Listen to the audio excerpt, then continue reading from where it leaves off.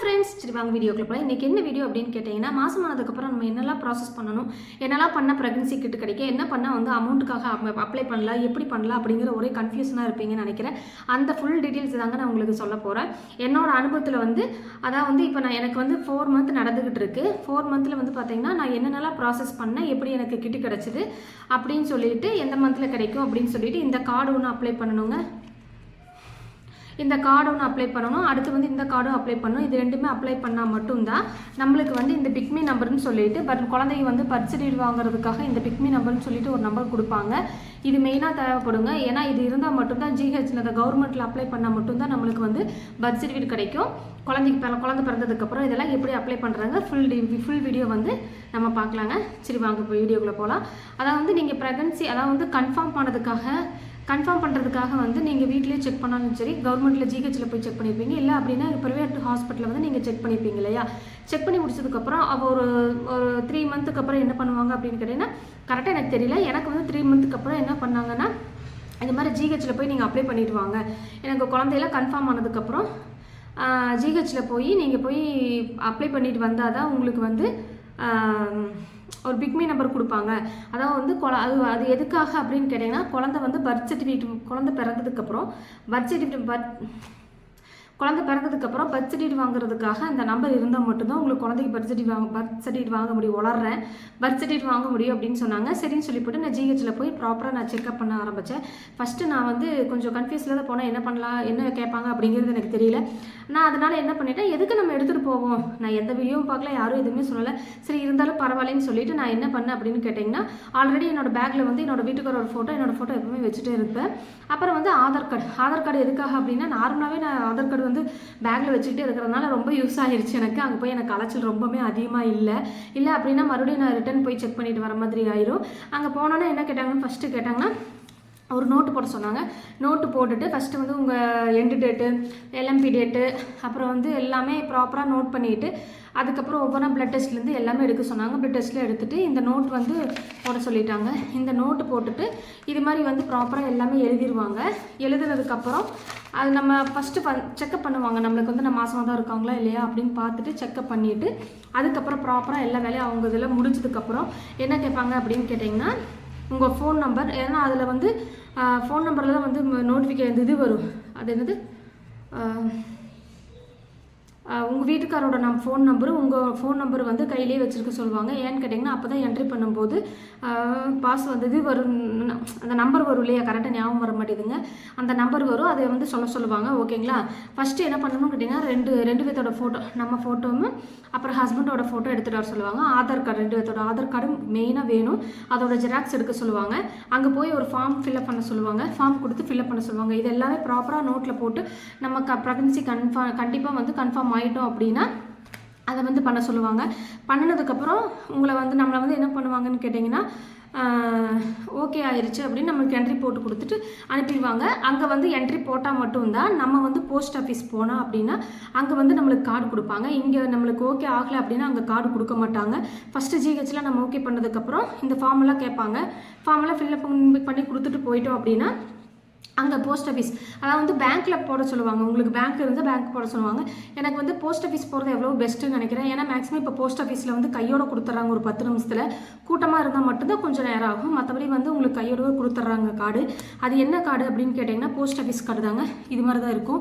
இது மாதிரி ஒரு நம்பர் வந்து இது கொடுப்பாங்க, நம்ம பேர் போட்டு இது மாதிரி நம்பர் கொடுப்பாங்க.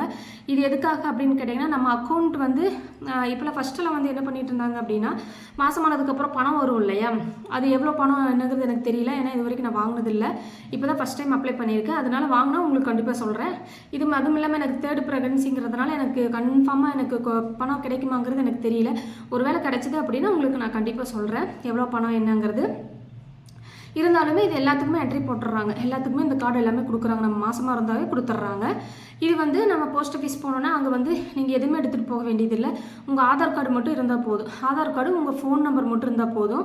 அதை காமிச்சு இது மாதிரி மாதமாக இருக்கிறேன், எனக்கு கார்டு வேணும் அப்படின்னு சொன்னாங்கன்னா 10 நிமிஷத்தில் கொடுத்துட்றாங்க. கூட்டம் இருந்துச்சு அப்படின்னா கொஞ்சம் நேரம் ஆகும். மற்றபடி 10 நிமிஷத்தில் நம்மளுக்கு கொடுத்துட்றாங்க. போயிட்டு நம்ம ஆதார் கார்டு கொடுத்துட்டு நம்ம ஆதார் கார்டு மட்டும் போதும். ஹஸ்பண்டோட ஆதார் கார்டு நம்மளுக்கு தேவையில்லை. நம்மளுக்குன்னு ஒரு அக்கௌண்ட், இது வந்து அக்கௌண்ட், போஸ்ட் ஆஃபீஸ் அக்கௌண்ட். இதில் நம்ம பணம் போட முடியாது, ஆனால் எடுக்கலாம். எப்படி எடுக்கலாம்னு கேட்டிங்கன்னா, இதே மாதிரி நம்ம அங்கே தான் போகணும், பேங்க்குக்கு தான் போய் நம்மளுக்கு பணம் வந்துடுச்சு அப்படின்னா மெசேஜ் வரும். அப்படி இல்லைன்னா ஃபோன் பண்ணுவாங்கன்னு நினைக்கிறேன், எனக்கு கரெக்டாக தெரியல. ஒருவேளை மெசேஜும் கூட வரல. வந்துச்சு அப்படின்னா அங்கே போய் நம்ம பணம் வாங்கிக்கலாம்.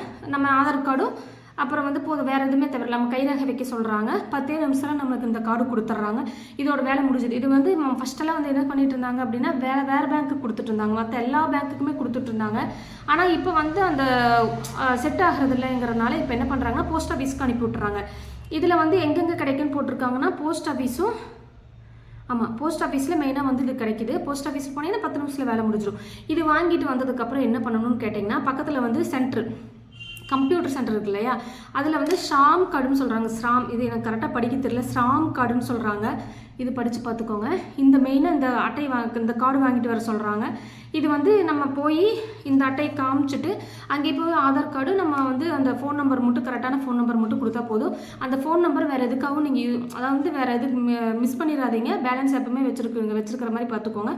அந்த நம்பர் ஃபோன் நம்பரை வச்சுட்டு நம்ம அங்கே போயிட்டு பக்கத்துலேயே எங்களுக்கு வந்து ஜிஹெச்சுக்கு ஆப்போசிட்லேயே எங்களுக்கு வந்து இந்த கம்ப்யூட்டர் சென்டர் இருக்கிறதுனால அங்கே போய் ஸ்டாம்ப் கார்டு வேணும் அப்படின்னு சொன்னோன்னே அவங்க என்ன பண்ணாங்கன்னா நம்ம ஆதார் கார்டு வாங்கிட்டு அதுக்கப்புறம் அவங்க வந்து அங்கேயுமே ஒரு 10 நிமிஷத்தில் நம்மளுக்கு இந்த வேலை எல்லாமே முடிஞ்சுதுங்க. அவ்வளோதான். இது நான் வாங்கிட்டு வந்ததுக்கப்புறம் எனக்கு வந்து நான் அந்த ப்ராசஸ்லாம் போய் நம்ம ஓகே ஆகி கன்ஃபார்ம் ஆகி ஃபஸ்ட்டு வந்து நம்ம அப்ளை பண்ண வேண்டியது வந்து இந்த கார்டு தாங்க. இந்த கார்டை அப்ளை பண்ணிட்டு வந்துட்டு அதுக்கப்புறம் வந்து பக்கத்தில் ஆப்போசிட்டில் ஜிஹெச் ஆப்போசிட்டில் வந்து நம்ம இந்த கார்டு ஸ்டாம்ப் கார்டும் வேணும் அப்படின்னு சொன்னாங்க அப்படின்னா, பக்கத்துலேயே இருக்கும் ஸ்டாம்ப் கார்டு வேணும்னு சொன்னாங்கன்னா அங்கேயே வந்து ஆதார் கார்டு கொடுத்துட்டு ஆதார் கார்டு ஜெராக்ஸ் எடுப்பாங்கன்னு நினைக்கிறேன். ஜெராக்ஸ் கேட்பாங்க, இல்லை அங்கேயே ஜெராக்ஸ் எடுத்து கூட நம்ம கொடுத்துக்கலாம், ஒன்றும் ப்ராப்ளம் இல்லை. அங்கேயே போய் கேட்டுட்டு இது மாதிரி மாதம் அதுக்கு ஸ்டாம்ப் கார்டு வேணும் அப்படின்னு சொன்னாங்கன்னா கையோடவே கொடுத்துறாங்க. 10 நிமிஷம் வேலை தான். கொடுத்ததுக்கப்புறம் நம்ம வந்து என்ன பண்ணணும் அப்படின்னு கேட்டிங்கன்னா எல்லாமே ஜெராக்ஸ் எடுத்துக்கணும். அதாவது எதுக்கும் ஜெராக்ஸ் எடுத்து வச்சுக்கோங்க. ஏன்னா ஒரு சில டயத்தில் கேட்குறாங்க. இந்த இது இருக்கு இல்லையா போஸ்ட் ஆஃபீஸ் கார்டு ஒரு ஜெராக்ஸ், இந்த ஸ்டாம்ப் கார்டு ஒரு ஜெராக்ஸும், ஆதார் கார்டு ஜெராக்ஸும், அப்புறம் உங்கள் வீட்டுக்காரோட ஆதார் கார்டு ஜெராக்ஸு, அப்புறம் வந்து ஃபோட்டோ, இதெல்லாம் நம்ம கொடுத்தோம்னா அப்படின்னா நம்ம ஜிஹெச்சில் கொடுத்தோம் அப்படின்னா நம்மளுக்குன்னு ஒரு ஐடி ஓப்பன் பண்ணி அது எல்லாமே நம்ம ஆல்ரெடி ஃபார்ம் கொடுத்துருக்கோம் இல்லையா, அந்த ஃபார்மும் வச்சு எல்லாமே நம்மளுக்குன்னு ஒரு ஐடி ஓப்பன் பண்ணிடுவாங்க. ஐடி ஓப்பன் பண்ணதுக்கப்புறம் அடுத்த நெக்ஸ்ட் டைம் டெஸ்ட்டுக்கு வர சொல்கிறாங்க. டெஸ்ட் வந்ததுக்கப்புறம் அவங்களே கூப்பிட்டு இந்த கார்டு கொடுத்துட்றாங்க. பார்த்தீங்கன்னா தெரியும் நினைக்கிறேன். இந்த கார்டு கொடுத்துருவாங்க. இது எத்தனை பேருக்கு எல்லாத்துக்கிட்டே இருக்கும். மேக்ஸிமம் நீங்கள் ஜிஹெச் போனீங்க அப்படின்னாவே இந்த கார்டு வச்சுருப்பாங்க இப்போ எல்லாருமே. இதுதான் என்னோட நம்பரு, பிக்மி நம்பர்னு சொல்லுவாங்களே, இதுதாங்க என்னோட நம்பரு. நான் குழந்தை பிறந்ததுக்கப்புறம் என்ன பண்ணுவாங்கன்னா, நான் ஜிஹெச்சில் டெலிவரி பார்த்தாலும் சரி, வெளியே டெலிவரி பார்த்தாலும் சரி, அங்கே என்ன பண்ணுவாங்கன்னா இந்த வச்சு தான் உங்களுக்கு வந்து குழந்தைக்கு வந்து பர்த் சர்டிஃபிகேட் கொடுப்பாங்க. அதுக்கப்புறம் பர்த் சர்டிஃபிகேட் ப்ராசஸில் உங்களுக்கே தெரியும்ல, ஜிஹெச்சில் வந்து உள்ளே இருக்கலாம், இல்லைனா வந்து வெளியே வந்து ஃபஸ்ட்டெல்லாம் வந்து வெளியே தான் நாங்கள் வாங்கணும். அதாவது வந்து ஒரு 10 வருஷத்துக்கு முன்னாடிலாம் வந்து என் பசங்களுக்குலாம் வந்து நான் உடும்பேட்டை ஜிஹெச்சில் தான் டெலிவரி பார்த்தேன். அங்கே வந்து கரெக்டாக எங்கள் உடும்பேட்டை ஜிஹெச்சில் தான் வந்து பர்த் சர்டிஃபிகேட் ஜிஹெச்சில் கொடுக்கல, வெளியே வந்து தாலுக்கா ஆஃபீஸில் தான் கொடுத்தாங்கன்னு நினைக்கிறேன் எனக்கு. இப்போலாம் வந்து பார்த்திங்கன்னா ஜிஹெச்சுலேயே கொடுக்குறாங்களாமா. இப்போ நான் கோயம்புத்தூரில் தான் இருக்கேன். கோயம்புத்தூரில் வந்து பெரிய ஜிஹெச் இருக்கு இல்லையா, பெரிய ஜிஹெச்சில் நம்ம டெலிவரி பார்த்தோம் அப்படின்னா அங்கே உள்ளேயே கொடுத்துட்றாங்க. உள்ளேயே நம்ம போய் டீட்டெயில் கேட்டோம் அப்படின்னா அங்கேயே எல்லாமே ப்ராப்பராக பண்ணி கொடுத்துருவாங்க. அதே போல் உங்கள் ஊரில் என்னென்ன ஜிஹெச் இருக்கோ அதுக்கு தகுந்தப்போ நீங்கள் அங்கே கேட்டீங்க அப்படின்னா அது வந்து அடுத்தடுத்து நான் அதில் போடுறேன். ஏன்னா இப்போ எனக்கு டெலிவரி ஆகலை இல்லையா, இப்போ நான் 4th மந்தில் போயிட்டுருக்கேன். இப்போதைக்கு உங்களுக்கு வந்து இந்த கார்டு மெயினாக உங்களுக்கு வந்து நீங்கள் வெளியவே நீங்கள் செக்அப் பண்ணாலும் மெயினாக வந்து உங்களுக்கு வந்து இந்த கார்டு இது வந்து இந்த நம்பர் தேவைப்படும். அதனால் வந்து மறக்காமல் நீங்கள் வந்து ப்ராப்பராக டெஸ்ட் பண்ணி ஜிஹெச்லேயே நீங்கள் பார்த்தாலும் சரி, வெளியே பார்த்தாலும் சரி, நீங்கள் ப்ராப்பராக செக் பண்ணி இந்த கார்டு வந்து வாங்கி வச்சுக்கோங்க. அப்போ தான் வந்து பார்த்திங்கன்னா நம்மளுக்கு வந்து அடுத்து வந்து ஒரு இதெல்லாம் வாங்கினதுக்கப்புறம் என்ன பண்ணுவாங்கன்னா இந்த இதை வச்சு தான், இந்த கார்டை வச்சு தான் நம்மளுக்கு வந்து பார்த்துட்டு 3ஆவது மாதம் லாஸ்ட்டில் கொடுக்குறாங்க. இல்லை 4th மந்த் ஸ்டார்ட் ஆனாலும் பரவாயில்ல. எனக்கு வந்து 4th மந்த் ஏன்னா எனக்கு வந்து இந்த கார்டு நான் கடைசியாக தான் போனதுங்கிறனால இந்த கார்டு வந்து எனக்கு 3 மாதம் முடிஞ்சுதான் 4ஆவது மாதம் கேட்டு கொடுத்தாங்க. 4ஆவது மாதம் ஸ்டார்டிங்கில் கொடுத்துட்டாங்க. அப்போவே கொடுக்குறேன்னு சொன்னாங்க 3 மந்த்து 3ஆவது மாதமே. இருந்தாலும் நான் அடுத்த வாரம் நீங்கள் வந்து வாங்கிக்கணும்னு சொன்னங்காட்டி நான் மறுபடியும் இதுக்காக போய் நான் கிட்ட வாங்கிட்டு வந்தேங்க. கிட்ட எனக்கு கிடச்சிருச்சு. அடுத்து வந்து நம்ம எப்போ கிடைக்கும் அப்படின்னு கேட்டிங்கன்னா 7th மந்த் தாங்க. 7th மந்த் ஸ்டார்டிங் இல்லை முடிவுக்குள்ளே கொடுப்பாங்கன்னு நினைக்கிறேன். மறக்காமல் வாங்கிக்கோங்க. அதில் எல்லாமே பெனிஃபிட்டான பொருட்கள் எல்லாமே இருக்குது. எனக்கு ரொம்ப பிடிச்சிருந்துச்சு. அது எல்லாமே ஹெல்த்தி ஃபுட் தான் நம்மளுக்கு கொடுக்குறாங்க. அதெல்லாம் சாப்பிட்ணும். அப்போ தான் நம்மளும் ஹெல்த்தியாக இருக்க முடியும். நமக்கு பிறக்க குழந்தையும் ஹெல்த்தியாக இருக்குங்க. All the best. எல்லாத்துக்குமே வந்து ஒரு குழந்தை வரங்கிறது ரொம்ப முக்கியமான ஒன்றா தான் இருக்கும்னு நான் நினைக்கிறேன். மறக்காமல் அதாவது வந்து உங்களுக்கு நீங்கள் குழந்தை ஆர்வமாக சந்தோஷமாக பெற்றுக்கோங்க. எனக்கு ரொம்ப சந்தோஷமாக இருக்குது. நான் இந்த ப்ரெக்னன்சி டைமில் ரொம்ப சந்தோஷமாக இருக்கேன். All the best. இந்த வீடியோ உங்களுக்கு பிடிச்சிருந்துச்சுன்னா மறக்காம நம்ம சேனலை வந்து சப்போர்ட் பண்ணுங்கள். அப்போ தான் நம்ம அடுத்தடுத்து போடுற வீடியோலாம் உங்களுக்கு வரும். ஏன்னா இன்னும் நிறைய வீடியோஸ் வந்து நான் உங்களுக்கு நல்ல நல்ல வீடியோஸ் வந்து நான் அப்லோட் பண்ணுறேன். நான் என்னெல்லாம் பண்ணுறேன் அது மாதிரி இது மாதிரி வந்து நிறைய பெனிஃபிட்டான வீடியோலாம் உங்களுக்கு வந்து அப்லோட் பண்ணுறேன். பிடிச்சிருந்துச்சுன்னா மறக்காமல் லைக் பண்ணுங்கள், ஷேர் பண்ணுங்கள். ஓகே, பாய்.